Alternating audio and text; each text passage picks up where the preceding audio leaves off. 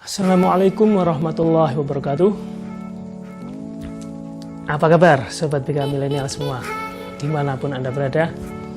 Semoga semua dalam keadaan sehat walafiat, sukses dan bahagia. Amin ya rabbal alamin. Kembali jumpa dengan saya Freddy Fitriana, Guru BK Milenial, yang ingin selalu menyapa Anda, menyampaikan informasi-informasi yang positif, yang powerful. Harapannya semuanya dapat bermanfaat untuk Anda semua di kemudian hari.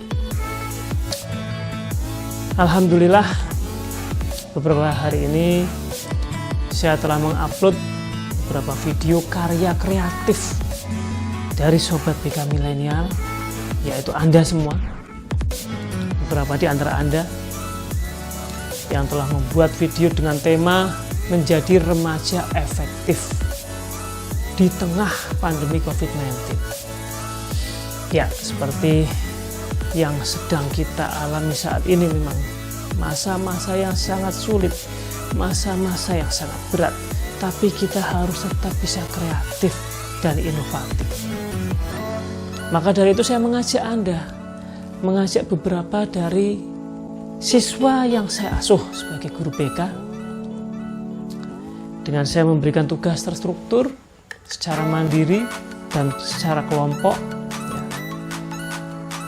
yang akhirnya tercipta beberapa karya kreatif dari Anda semua. Alhamdulillah, saya acungi jempol, saya acungi selamat untuk Anda semua, karena di sini Anda telah menyatukan beberapa skill, beberapa kemampuan untuk mengambil video. Mungkin Anda suka mengambil foto, mengambil video ya, yang suka selfie dan lain sebagainya, itu bisa kemudian bakatnya itu keluar, tersampaikan.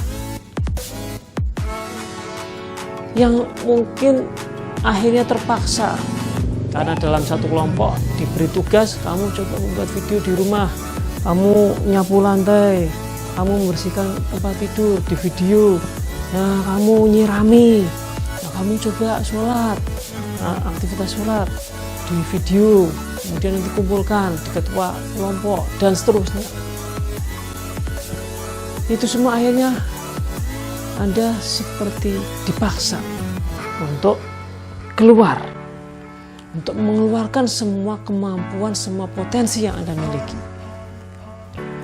Ya, ini hebatnya di sini.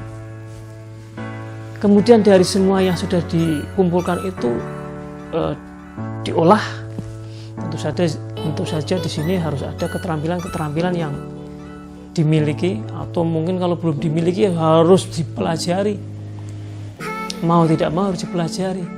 Karena sekarang dalam gadget Anda, dalam smartphone Anda itu kan sudah canggih ya. Ada aplikasi-aplikasi untuk mengedit video, untuk mendesain gambar, yang semuanya itu sudah ada. Tutorialnya dalam YouTube pun juga sudah banyak. Anda bisa belajar dari situ. Jadi dalam keadaan yang mungkin terpaksa, keadaan yang mungkin dipaksa, kemudian muncullah ide-ide itu. Ide kreatif itu kemudian muncul, kemudian keterampilan yang tadinya tidak dimiliki akhirnya bisa dimiliki. Meskipun tentu saja ada levelnya ya, mungkin masih level dasar, editingnya masih kurang bagus, kurang halus dan sebagainya, tapi itu bisa ditingkatkan. Yang penting kita sudah take action, sudah melangkah. Ini era milenial, ini era sudah harus dikuasai ipteknya. Era digital ini ya, ipteknya harus sudah high tech. Jangan seperti saya ya, ini masih saya ini termasuk gaptek. Tapi Anda, generasi milenial, anak-anak zaman now harus bisa menguasai itu semua. Nah, kalau saya lihat dari video-video yang Anda buat itu memang masih sederhana, tapi saya sudah mengacungi jempol. Anda bisa menyatukan dari semua ide-ide yang ada dalam pikiran masing-masing anggota kelompok, itu sudah hebat, sudah keren ya. Nanti kan bisa ditingkatkan kemampuan itu. Nah, yang tadinya belum pernah editing, akhirnya editing. Mengedit video, bagaimana caranya menyatukan, bagaimana caranya memberikan musik ya. Yang Anda buat itu masih sifatnya sinematik gitu. ada gerakan-gerakan video-video potongan disatukan ya, sinematik. Di situ saya belum menemukan sampai saat ini video yang sifatnya komunikatif. Misalkan satu anak komunikasi dengan temannya yang membahas tentang remaja efektif. Ini belum tersampaikan. Tapi secara tersirat sudah tersampaikan. Jadi remaja efektif itu ya remaja yang mengikuti protokol kesehatan.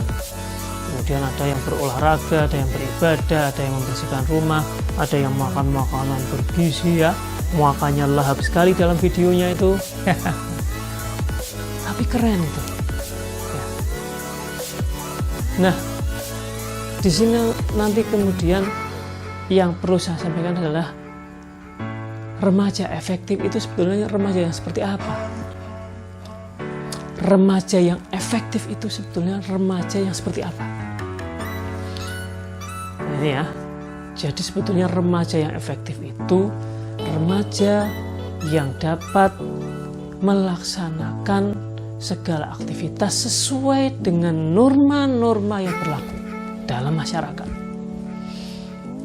Anda sudah belajar sosiologi ya, ada norma agama, norma susila, norma tata krama, dan seterusnya. Itu norma-norma cukup banyak ya yang sudah Anda belajar itu. Yang penting Anda tidak melanggar norma tersebut, berarti Anda remaja efektif. Nah itu kan dari tema itu kan sebetulnya bisa dikembangkan dalam sub-sub tema ya. Subtema itu misalkan tidak melanggar norma agama, berarti saya tidak menggunakan narkoba, saya tidak minum minuman keras beralkohol ya. Mungkin saya tidak pacaran karena di agama itu harus menjauhi zina ya, wala taqrabu zina, janganlah mendekati zina.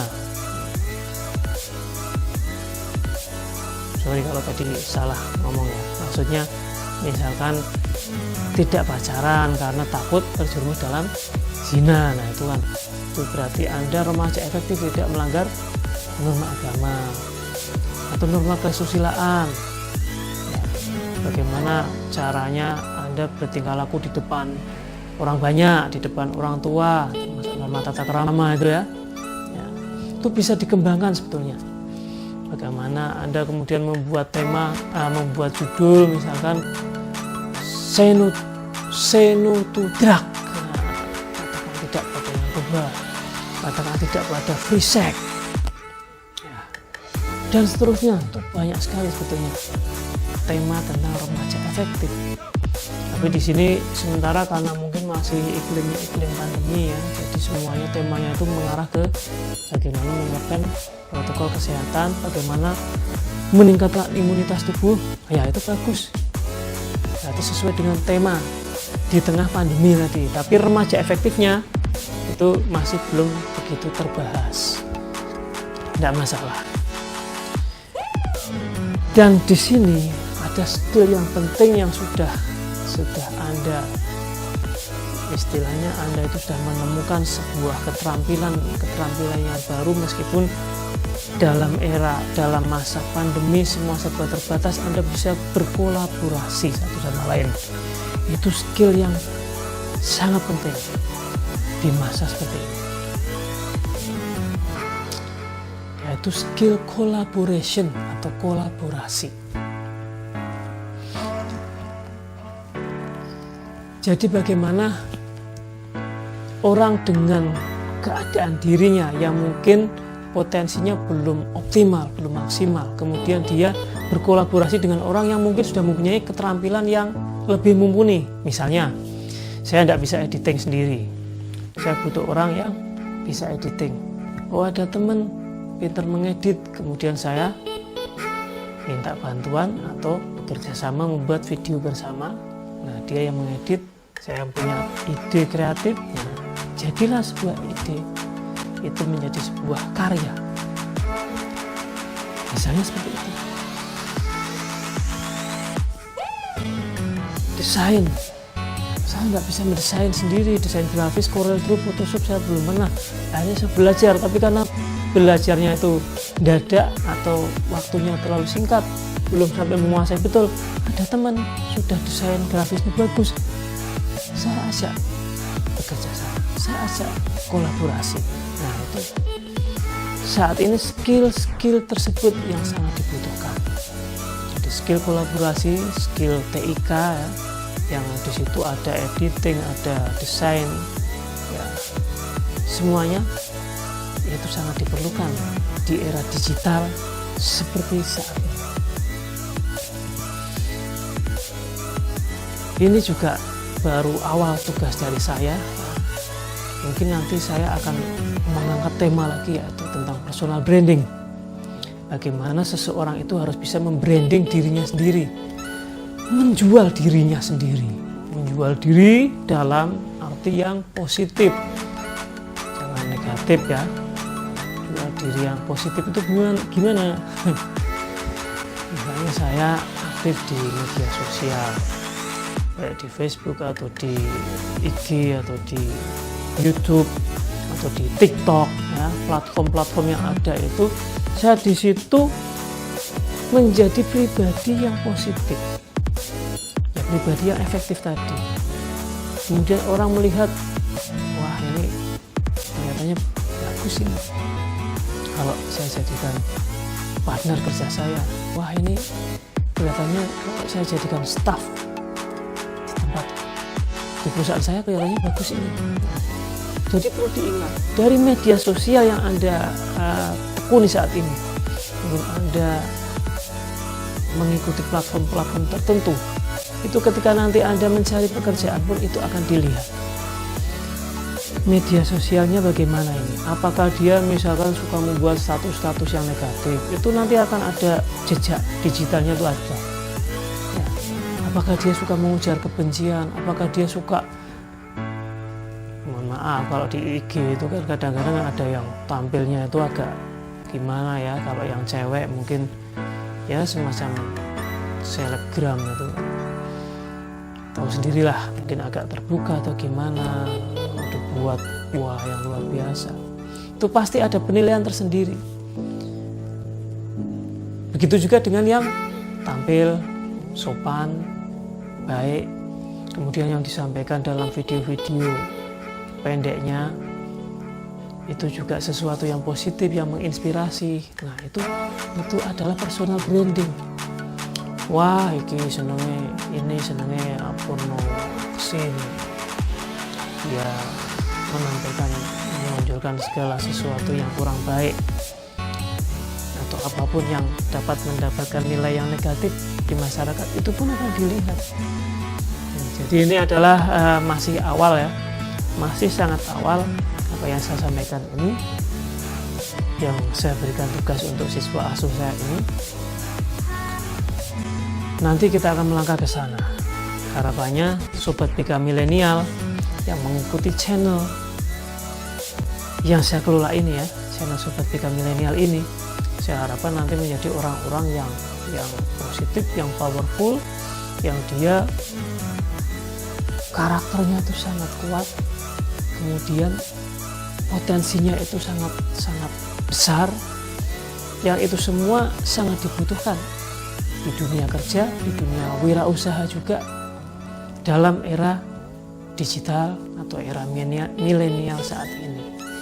Jadi itu yang bisa saya sampaikan pada kesempatan kali ini. Saya ucapkan selamat dan sukses. Anda sudah melangkah, sudah take action, membuat video pendek, membuat film pendek ya, yang cukup baik. Meskipun tadi saya sampaikan ada beberapa kekurangannya ya, itu masih bisa dibenahi bersama. Nah, mudah-mudahan nanti untuk ke depan Anda khususnya yang kelas 11 atau kelas 12 itu sudah harus bisa lebih, arahnya itu sudah lebih jelas untuk karir Anda ya. Ini salah satu video yang saya buat, nanti masih ada video-video berikutnya yang tentunya kalau diikuti mudah-mudahan itu semacam puzzle, itu nanti bisa nutup ya, bisa nutup, oh maksudnya begini, dan tercapailah sebuah pemahaman, sebuah insight yang bermanfaat. Oke, saya kira cukup yang saya sampaikan. Kurang lebihnya mohon maaf. Assalamualaikum warahmatullahi wabarakatuh. Salam BK, peduli siswa.